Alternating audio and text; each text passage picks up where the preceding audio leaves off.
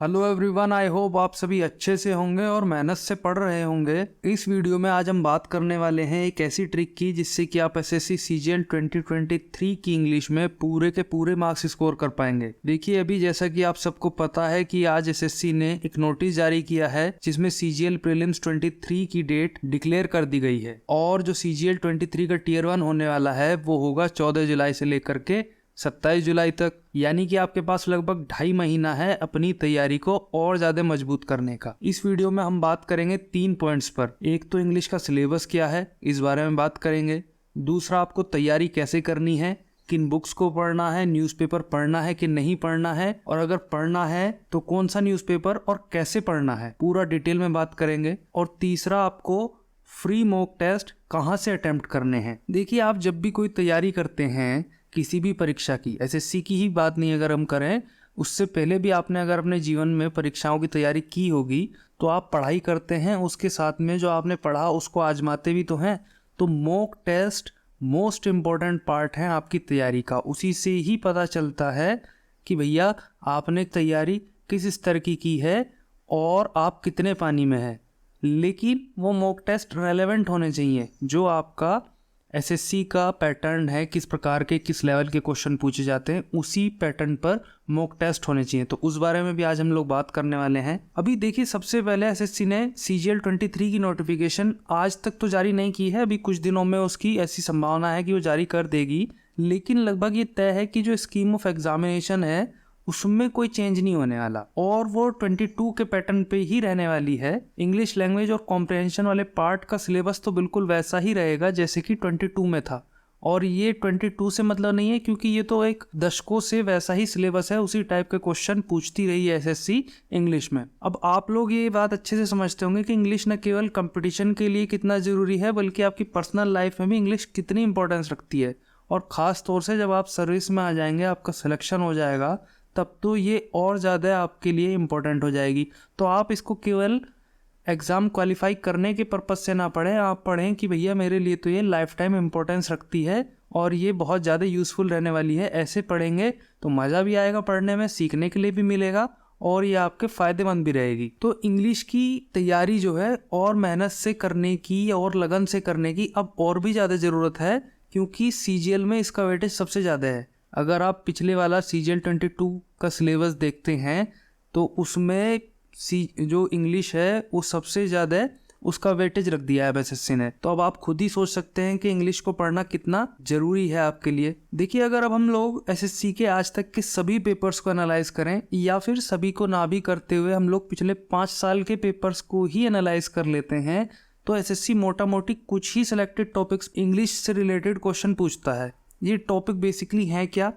Spot the error, fill in the blanks, synonym antonym, spelling या फिर detecting misspelled words, idiom and phrases, one word substitution, improvement of sentences, active passive, direct indirect, shuffling of sentence part, shuffling of sentences in a passage, close test और comprehension passage. ये है मोटा मोटी ना। और साथ ही एसएससी ये भी बता देती है कि जो पैराग्राफ में क्वेश्चन पूछे जाएंगे उनमें से कम एक स्टोरी बेस्ड रहेगा और 1 या 2, जैसा भी स्कीम ऑफ एग्जामिनेशन है, वो रहेंगे एडिटोरियल। जो न्यूज़पेपर एडिटोरियल होते हैं उन पे बेस्ड। वहाँ से बेसिकली सीधा एसएससी उठा लेती है, उठा करके वहाँ से बिना कोई चेंज करे सीधे आपके एग्जाम में पेस्ट कर देती है। तो न्यूज़पेपर कितने इंपॉर्टेंट हैं ये आप खुद समझ लो। कुल मिलाकर के ये 12-13 टॉपिक्स हैं जो आपको कवर करने हैं, और इनके लिए आपको बहुत ज़्यादा परेशान होने की या फिर बहुत ज़्यादा घोड़े दौड़ाने की भी ज़रूरत नहीं है। ज़रूरत है केवल चीज़ों को समझने की। देखिए, सबसे पहले तो आप अंधी दौड़ में भागना बंद कर दीजिए। ये नहीं कि जहाँ से जो मिला बस मतलब स्टडी मटेरियल उठाने में अपनी जद्दोजहद करनी है पूरी, वो बिल्कुल गलत प्रैक्टिस है। खाली आपको जो है मेंटल हरेसमेंट होना है उससे, और कोई फ़ायदा नहीं होना। भैया, जो कोई वर्ड है, मान लीजिए क्वालिफ़िकेशन है, वो आप किसी भी इंस्टीट्यूट से उठा करके देख लीजिए, वो क्वालिफ़िकेशन ही रहेगा, या कोई रूल है तो वो सेम ही रहेगा। ऐसा नहीं है कि वहाँ उसने कुछ अलग तरीके से आपको बता रखा होगा।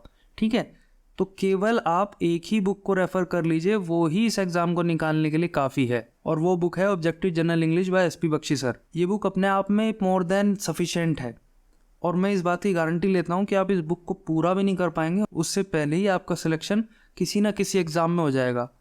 और मैं ऐसा इसलिए बोल पा रहा हूँ क्योंकि ये मेरे खुद की आजमाई बात है। मेरी बुक ये आज तक कंप्लीट नहीं हुई है। अगर मैं इसको जब भी दोबारा से कोई चीज़ रेफ़र करता हूँ तो मुझे कुछ ना कुछ नया ही मिलता है, ठीक है। तो आपको अगर ये बुक आपने मतलब मैं कह रहा हूँ कि अगर शुरू के 13 चैप्टर्स हैं प्रीपोजिशंस तक, वो भी कवर कर लिए और उसके बाद में वोकेबलरी वाला पार्ट है वो कवर कर लीजिए। प्रैक्टिस के लिए भी इसमें जो है इतना मटेरियल है कि आपको कुछ और रेफ़र करने की ज़रूरत ही नहीं पड़ेगी। इसके अलावा आप मॉक टेस्ट देख लेना और समय मिले तो न्यूज़पेपर पढ़ लेना, ठीक है। वैसे भी इस बुक की जितनी तारीफ़ की जाए उतनी कम है और ये बुक मार्केट में तब से है जब कोई एसएससी को जानता भी नहीं था। अराउंड इसका पहला एडिशन था 2001 में और हर एक बीतते दिन के साथ इस बुक की रेलेवेंसी बढ़ती जा रही है। ऐसा नहीं है कि भाई बुक बहुत पुरानी हो गई है तो अब इसमें कुछ नया एडिशन। आप इसको पढ़ लीजिए, 100% कवर हो जाएगा एसएससी इंग्लिश का सारा सिलेबस। इधर उधर भाग के अपना समय वेस्ट मत करिए। मैं हमेशा से ही बोलता आया हूँ कि एक ही बुक को बार बार पढ़िए और एक ही सोर्स को रेफ़र करिए। अब जब आप ये बुक कवर कर लेंगे तो उसके बाद आपको प्रैक्टिस करनी है। मैं शुरू से ही बोलता आ रहा हूँ इस वीडियो में कि practice is the most important part, है ना। तो प्रैक्टिस करनी कैसे है? आप प्रैक्टिस 2 तरीके से करिए। पहला तो आपको क्या करना है कि जितने भी एसएससी के प्रीवियस ईयर्स के पेपर आपको मिल सकें उनको सॉल्व करिए। आपको जो मेहनत करनी है वो स्टडी मटेरियल इकट्ठा करने में नहीं करनी है, वो करनी है प्रीवियस ईयर के पेपर और मॉक टेस्ट इकट्ठा करने में। उनको सॉल्व करिए आप, क्योंकि इंग्लिश का कंटेंट एसएससी के पास लिमिटेड है और वही वन वर्ड से रिलेटेड क्वेश्चन, वही इडियम फ्रेजेस से रिलेटेड क्वेश्चन घूम घूम के पूछे जाते रहे हैं। ऐसा ही कहानी ग्रामर का है, उसके भी लिमिटेड रूल्स हैं। जैसे कि मैंने बताया 13 चैप्टर्स हैं, एडजेक्टिव, नाउन, प्रोनाउन, एडवर्ब, ये सब चीज़ें हैं। इनके 13 चैप्टर्स हैं इस बुक में, उनको देख लीजिए। इन्हीं से ही एसएससी क्वेश्चन पूछता रहता है। और इंग्लिश ध्यान दीजिएगा, इंग्लिश सबसे आसान सब्जेक्ट है जिसमें आपको 100% मार्क्स स्कोर करने के चांसेस रहते हैं। और आज की कट थ्रोट कंपटीशन के समय में आप एक भी नंबर खोना अफोर्ड नहीं कर सकते। तो जब आप एसएससी के as maximum as possible question attempt कर लेंगे, उसके बाद आपको मॉक प्रैक्टिस करने हैं।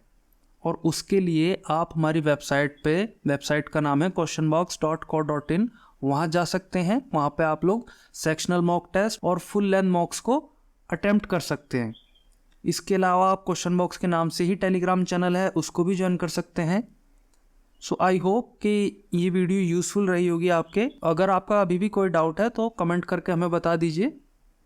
वैसे भी हमने जो है इसमें थोड़ा सा न्यूज़पेपर वाला पार्ट नहीं टच किया है, क्योंकि मैं चाहता हूँ कि आप लोग उसको अभी रहने दें। अगर आपके पास समय है तो उसको आप कोई भी न्यूज़पेपर पढ़ सकते हैं या फिर शुरुआत कर सकते हैं किसी प्रकार की कोई बुक से।